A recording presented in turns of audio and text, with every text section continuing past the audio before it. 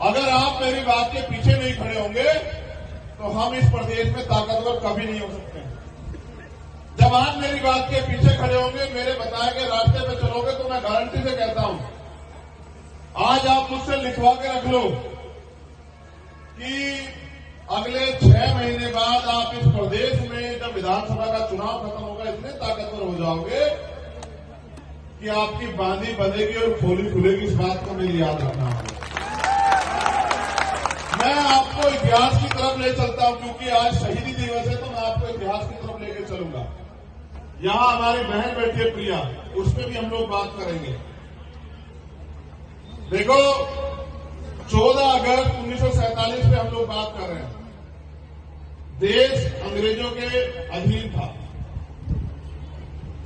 अंग्रेजों के संविधान से हम लोग, अंग्रेजों की न्यायपालिका प्रक्रिया से हम लोग, अंग्रेजों की शिक्षा प्रक्रिया से हम लोग जो है प्रभावित थे।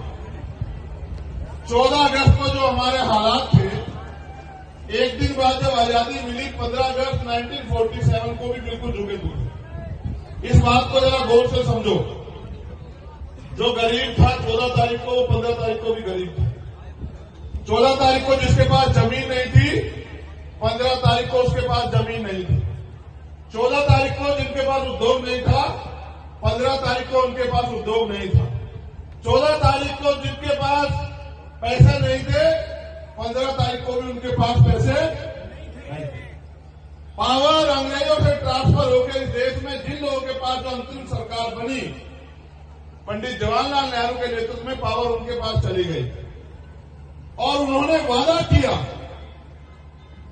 कि हम भारतीय संविधान जो बाबा साहब अम्बेडकर के नेतृत्व में बना, उसमें जो उसके जो उद्देश्य हैं, उनको हम इस अंतरिम सरकार के जरिए लागू करेंगे, क्योंकि एक दिन में परिवर्तन नहीं होगा।